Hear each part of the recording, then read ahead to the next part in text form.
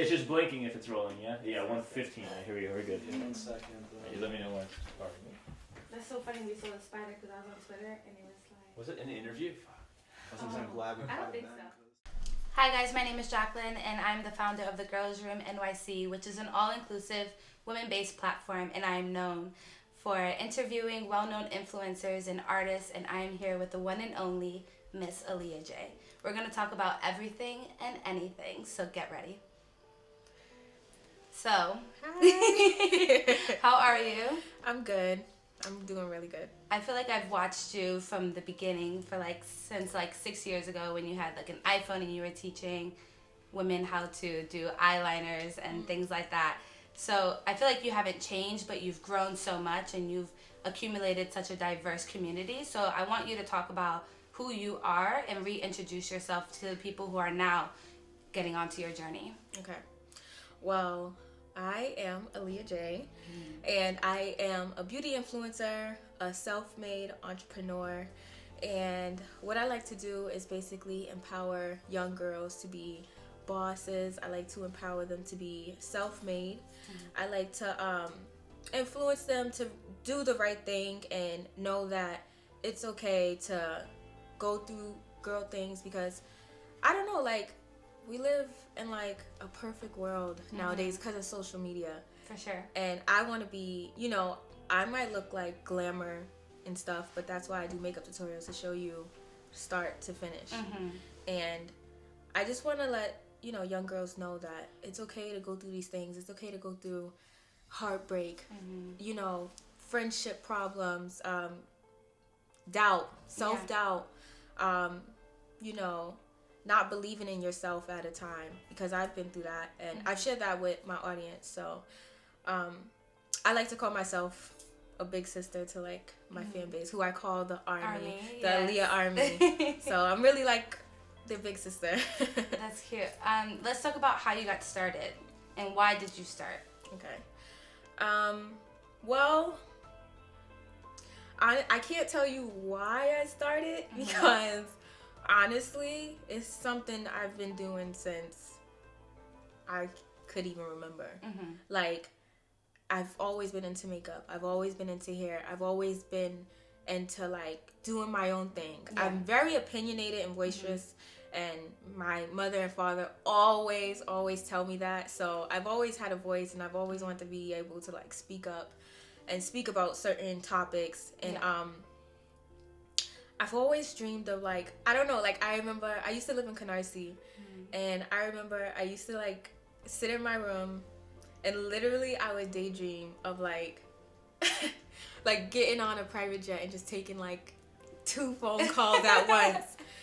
That's how much of a boss I wanted to be. I wanted to be that independent where I was running things. So this isn't new? No, this is literally something I dreamed of since I was little. And I've always been into the internet and cameras. I've always been internet savvy. So it really just this is just who I am. Yeah. It's crazy. You've done it for how long now? Well, I've been on YouTube for about 8 years now. But makeup and hair I've been doing since I could say 5. I used to wear press-on nails. And be going in 2nd grade with press-on nails, and everybody would be like, "Oh my God, your mom let you get your nails done?" And I'd be "Yeah, girl." That's hilarious. Yeah. I think that's really important to talk about too, because a lot of people can go onto your feed and think, "Oh, she just got it just because," right? But it's something that you've been doing for so long, and it's important to acknowledge that, because success doesn't happen overnight. Exactly. And I remember when you were even doing people's makeup in your house. Oh my gosh. And now, although you don't do it, now you're doing, Nicki Minaj's makeup, and although you're not doing it for different clients, to come to your house, you've been doing this for so long, so people really should acknowledge that. How do you feel about doing people's makeup,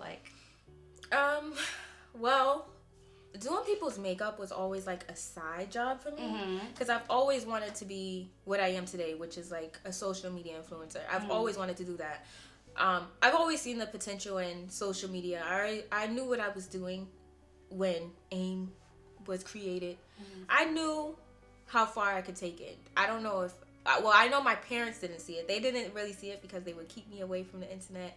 But I always tell them like I knew this was gonna happen. Mm-hmm. But yeah, doing people's makeup was kind of like a side job, and I'm more of like a teacher. Mm-hmm. I don't want to do it on you. I want to show you how to do your own. So it wasn't. Sorry to cut you off. It wasn't your goal to become a makeup artist. No, it was not my goal to become a makeup artist. That was literally a side job to have side money because I was in school and I couldn't do YouTube full time, especially because I didn't have the equipment. Yeah. So I was kind of just doing people's faces on the side, had them come into my house, and I lived in Canarsie, and that was crazy. Yeah, it was a real risk. And honestly, at that time, I didn't see how much of a risk it was. I was just trying to make a bag real quick. Like, I needed some money in my pocket. So I was just doing whatever was necessary to make some money because I was really broke, honestly. Got it. So, yeah. When did you decide to stop? When were you like, all right, I'm not bringing people into my home anymore. I'm not doing anyone's makeup. That's it. I decided to stop when, well, I would dibble back and doing people's makeup sometimes. Like, I had selected clients, so like some girls who were like on the rise of being rappers, I would allow them to come. But I really stopped when I seen my social media influence really taking off. I had hit like 500,000 followers, and people were noticing me outside. And it's like, I've always been noticed outside because I always like posted a whole bunch of pictures online. But at this point where I had like 500,000 followers, it was crazy. Like, people were asking to take pictures of me, and you just trying to buy groceries? Yeah, I'm just in the store with my mom shopping for a new mattress or something, like a new comforter because my old one is dirty or ripped or something. And people are like, oh my God, like, I can't believe this and that. And I'm like, this is real. Like, this is actually happening. So that's when I realized that I couldn't really do makeup anymore, especially being that people started knowing where I was living. And I couldn't even sit on my porch at a point, because it would be people walking outside and they'll be like, oh my God, that's the girl. Or they would be posting it online where I live. So, wow. Yeah. Or my neighbors will be telling people where I live. And I'm just like, what are they doing this for? Give me $20, I'll tell you where you live. Yeah, like, I didn't understand. But that's when I knew it was like, all right, like, I have to take this serious. Yeah. Let's go back to the part where you mentioned that your parents would keep you away from the internet. Why was that? Well, the internet was new. AIM, MySpace, those are like the first like social media sites that were created, and nobody knew what was going on. Yeah. We were just posted and taking pictures. This is when digital cameras first got really popping too, because you could upload them to the computer, and they would keep me away. At first, honestly, they thought I was like posting like talking to older men on there. Like, they were really scared about it. They thought I was talking to older men, and they thought I was like, I had a camera, so I was taking so many pictures. So they're like, I wonder what she's doing on her own time. They thought I was like taking pictures of my body or something like that, posting it online, when I was not doing that at all. Yeah, being fresh, being fast, and I wasn't doing that. But they would take the keyboard from me. They would go to work and take the keyboard. It was so real that they would take the keyboard and I would still find a way to work the computer. Like, they would leave the mouse. I would use the mouse and copy and paste the letters to create a sentence and send it on AIM to my friends. I did whatever I had to do to be on it. I was addicted to the internet. Like, it was a real addiction. I would cry if I couldn't get on the internet. Like, it was a real thing. During the MySpace time? Yes, during the MySpace time and the AIM time. So. Did anything negative come from that? From always being on MySpace and being in middle school at that time? Yeah. A lot of negative things came from it. At that time, I was in middle school. And middle school kids, they're very, very, very mean. And it would be a rough day in school And then I would come home to someone's away message telling me to eat this or F me, like unnecessary things. And it was like they would create hate pages and fake pages that would like be saying like really like nasty things. And it came with a lot of negative stuff, and it was really hard for me to stop looking at, I should say.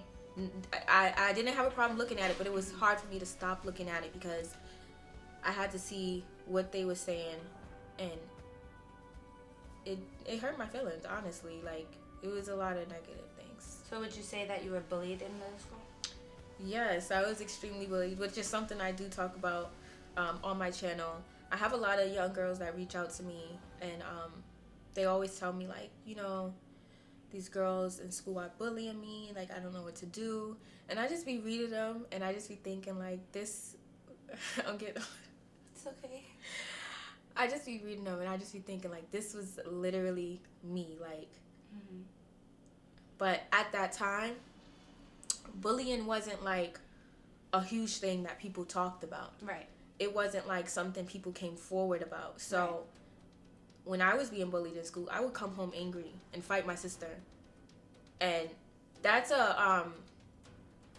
something that bullied kids, that they do. They come home, they come home and they mess with everybody else, but they're being bullied and abused somewhere else. And I didn't realize that actually until the other day, that that's what I was doing, because I don't know, I think about the situation a lot, but I didn't realize that that's what I was doing until the other day. But yeah.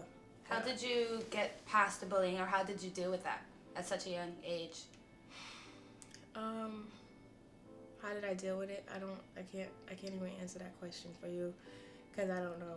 I don't know how I deal with it. Like, honestly, that was like a really, as you can see, I'm crying because I still really get emotional about it. Because it was so traumatizing. I do things today because I was so traumatized from that. So like PTSD type of thing. Like I literally deal with post-traumatic stress because I dealt with that. It was really bad. And well, I had a lot of family support. So like my mom was there a lot. My brothers and sisters were there. They would come up to the school and get me and help me. My mom would always, talk to me about it. It was to a point where my sister and my mom had to sit me down and like let me know, like, we hope you're not like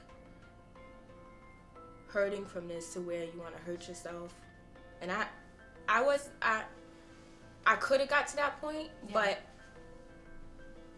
I had so much family support that they wouldn't allow me to get to that point, but they still sat me down and talked about it. Right. Which is very important. Yes, it's very important because there's kids that commit suicide these days. It's not even just kids, it's adults too. Yeah. Adults go through this too. But yeah, I other than that, I don't know how I dealt with that. I'm still dealing with it today.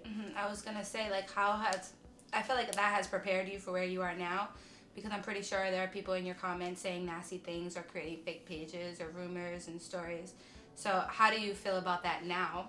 Are you kind of like numb to it, or do you not care for it, or are you still looking and reading what they're saying? Well, around that time when they would be bullying me online, because my bullying situation was online, but also in school. So cyberbullying. So I had both.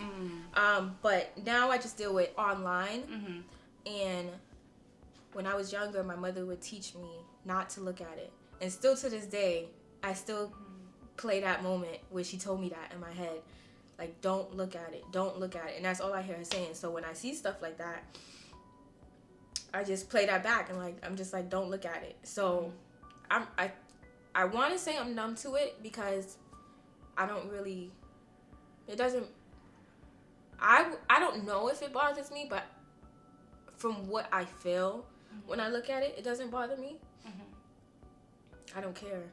I've dealt with it so much that what they're saying online, It doesn't really faze you. it doesn't really faze me. I've dealt with, like, that's little stuff. Yeah. I've dealt with the big stuff already. Yeah. This little stuff that you're saying about my hair, my makeup not looking right, something I could wash off doesn't faze me. I've dealt with more than this. Like, so honestly now today, I'm literally like prepared for it. Like I'm literally prepared. It does not get to me at all. I do not sit here and cry about it. I be laughing. Yeah. It's a joke to me. What advice would you give middle school girls or any girls that are going through bullying right now? Talk about it. I would say talk about it because as you can see, I'm crying right now because I'm still dealing with it today because I talked about it with my family, but I couldn't be so open with it because I didn't have any friends to talk about it with because they didn't understand. And I would say talk about it. Nowadays, it's like bullying is like taboo. Like if you do that, you're out of here. Like nobody plays that anymore. Before it was a little hard to talk about it because it's like, what are you talking about? Like that's not even real. But now, talk about it because someone's gonna understand. There's people that are coming out with their bullying story. They're gonna understand and they're gonna feel your pain and listen to you and have your back. So now that you've talked about middle school, let's go into high school. How was high school for you? High school was a little easier. I still went through my stuff. That's when I got into like boys and being in like girl gangs. And it was still a little bit more, not a little bit more, it was still some bullying, but at that point in high school, I was sick and tired of it. Got some tough skin. Yeah, I got some tough skin, and I was just like, I'm not going through this this school year anymore. And that's when I decided to like start standing up for myself. And that's something I also wanted to mention when you asked me, people that are going through the bullying situation, what should they do? I also want to say that they should stand up for themselves because if you don't, you're going to let people walk all over you, and you have to let people know that they're not going to use you and they're not going to abuse you. That's something that I failed to do in middle school. So when I got to high school, you know, my mother and my sister and my whole family, they was just like prepping me like, this is going to be different this time. You're going to stand up for yourself. So high school was a little bit different. I was becoming the person that, you know, I started like getting my hair done a lot. I had like better glasses this time. I was getting my teeth fixed. I had braces. So yeah, that's when I was really like changing. Got it. And then after high school, you decided not to go to college. Right, correct. And why was that? Well, I know college isn't for everyone. Exactly. But at that time that we were graduating, because we're the same age, it was always so like heavily put on us. Like that's pressure. The next thing you have to do. Yeah. So it was rare that people were allowed not to do it because like my mom was like, it's up to you. Right. Like college isn't for everyone, and I decided to go that route because I wanted to be like the first person to go to college. But for you, you decided to go a different route, which obviously has been great for you. So what was that reason? Like, why did you decide not to go to school? I think it's because I've been through so much in school, and I was really, really, really scared. Till this day, I wish I went to college, only because I wish that I can, not even just college, I feel like I always wish that I could just do my whole school life over, because my social life in school, it was really bad. And most importantly, my grades were bad because I was going through so much in school, you know? So I always just wish that I could do it over, and I just be like, you know, I should have took that chance to go to college, but it's really not like a big issue for me to like, you know, I don't weigh myself down with that. Like, I'm not like, oh, I wish I went to college, but it was really my choice. Like, my parents allowed it to be my choice. They honestly were just like, as long as you get your high school diploma, after high school, you can literally do what you want, and as long as you stick to it and you be successful. But I was scared to go. Yeah. I was too scared. If you did go to college, what would you have studied? It's a couple things I want to study. I'm somewhat into science. I really like fashion, so I would probably go to school for fashion, marketing and business. I think I would probably end up in marketing and business because I'm really, really, really good at marketing. So I would probably end up in marketing and business. Got it. So what did you do during the time that you weren't going to school? Is that when you like really started to focus on your YouTube career? I not kinda. Well, me going to high school, I didn't do 4 years. I had to do a year and a half after the 4 years that I was supposed to graduate because I was graduating late. Because, like I said, I was really struggling in school. Not because I just, my learning abilities were behind. It was really just because I couldn't focus because I had so much other things stressing me out going on. So I had to do a year and a half. And at a point in high school, I dropped out. And I was not going to school at all. And my mom was like, if you do not go to school, you have to get the hell out of here. Like, you cannot live here. So she made me go back to school. And once I finished, I was just like, I'm done. Yeah. And after I was done, I was stuck. I was really stuck. It was really hard for me to get a job. I don't know why, but I would always like apply to Sephora or, apply to like Foot Locker. It was always like my dream. I feel like everyone could relate to that. Like, finding a job is a struggle. Yes. It was my dream to work at Foot Locker for some odd reason. I worked there in Miami, girl. You know.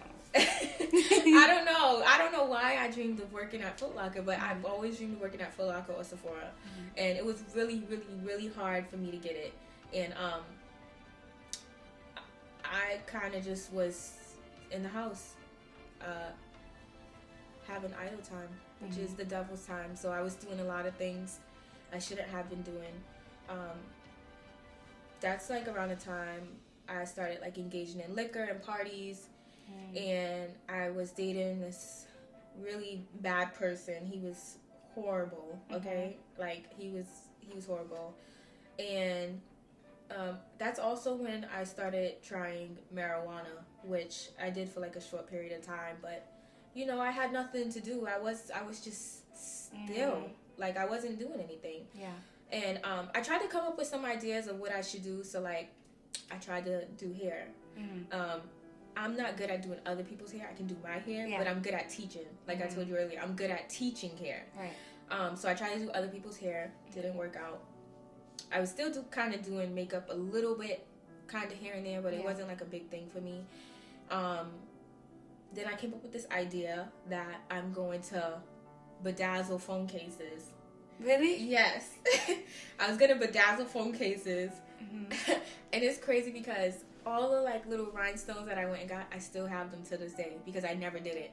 Wow. Yes, they're literally downstairs on my computer desk. What do you think you're gonna use them for? Sometimes I use them on my makeup when I do makeup. So I put like a rhinestone in here, but I still have all the rhinestones till this day that I was gonna use to bedazzle phone cases. And don't ask me why I was gonna do that. That's a great job and it's great, but I don't think it would have been successful. But I was just trying to find something to do. Yeah, something to do. So I kind of like slowed down with my YouTube. I wasn't really doing it like that.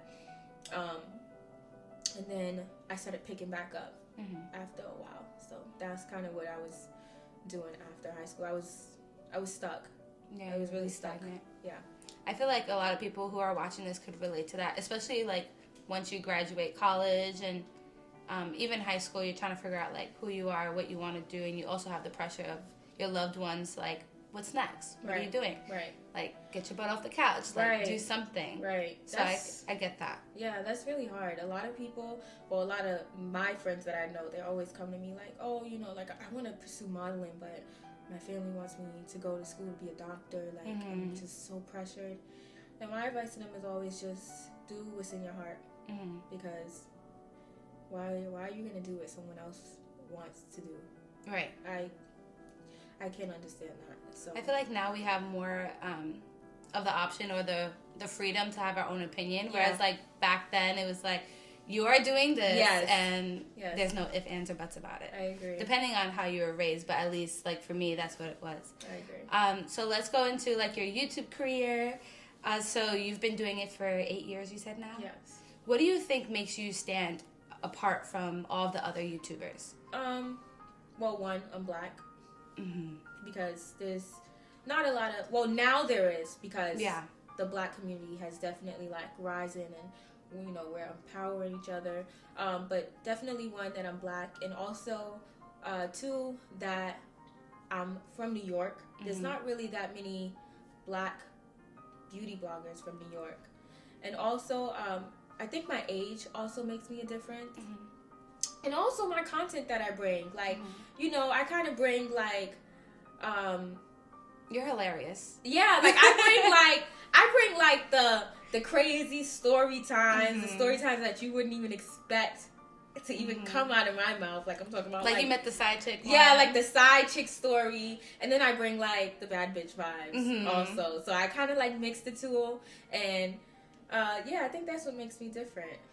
I like that you brought up that you're a woman of color, because back then, again, like, going into a beauty supply store or even going into Sephora, there wasn't a range of color for women of color. So now that there is, how do you feel about that?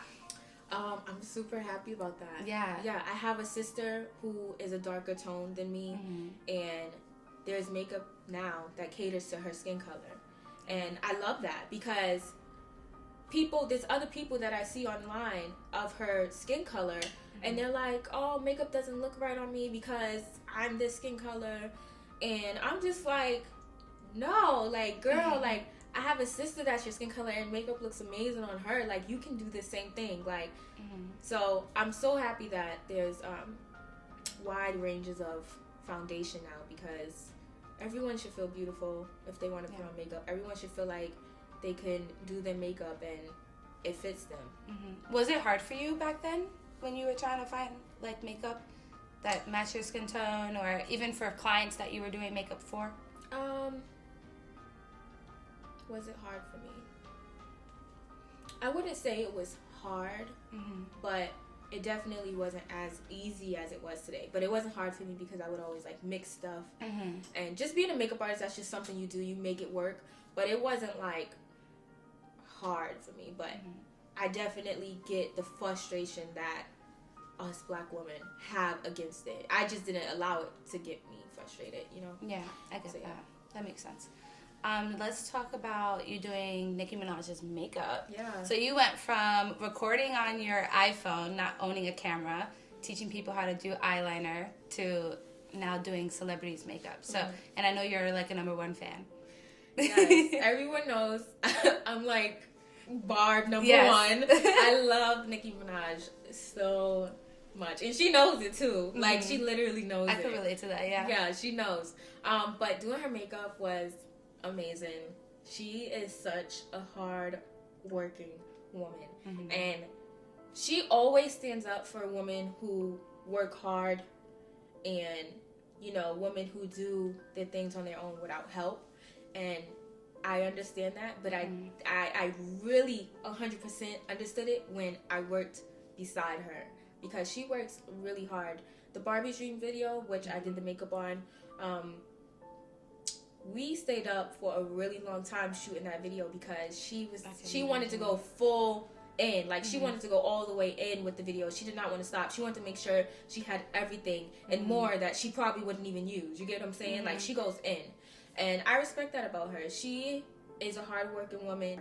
She's very, very, very professional. And I just love her. It was a dream come true. Yeah, it really was a dream come true. When I first got the message, I'm like, well, first off, I messaged her, okay? But when she messaged me back, I was literally shaking. Shaky? Yes, I was on my way out to eat, and I didn't even want to go out to eat anymore. Yeah, you I lost wanted your to appetite, I wanted yeah. to go home and just sit there and look at the message and, like, prepare my stuff. Like, I didn't even want to be there anymore. That's all I was talking about the whole night. I didn't even drink. I was supposed to go out and, like, drink and have fun. I was like, I can't drink. I'm doing Nicki's makeup tomorrow. Are you dumb? Like, I can't miss this opportunity. yeah, like, no. So, yeah, it was, like, a dream. just imagine like being next to someone you have idolized for 10 plus years. Yeah. I've been loving Nicki since AIM days. Her lyrics were in my away messages before she even got signed. Wow. So I really, really love her. Like, yeah. Yeah. So people who are watching this may just think, oh yeah, you went from YouTube just to Nicki Minaj's makeup, but I'm sure it took way more than that. So what did you do to get to that point? Because I know you have like a manager and all that stuff has happened over time. So just like talk about that a little bit. Well, it definitely took more than just going on social media, which nowadays it is kind of like that story. Like it's easy for people to just get on social media and be places and stuff like that. But with me, I started when, you know, social media was first created. Yeah. So, you know, I was getting bigger and bigger. I had to find a manager, which took me a little bit of time. So you found her on your own? We found each other, Wow. actually, yeah. I met her at BeautyCon, which is like a beauty convention. It's like a whole bunch of makeup all over the place. And I was doing a panel that day, and I was doing this panel with like a whole bunch of like, you know, girl bosses. And she was in the audience, and she's actually a manager of my friend, Mac Daddy, Angel Marino. And Angel Marino was hosting the panel. Got it.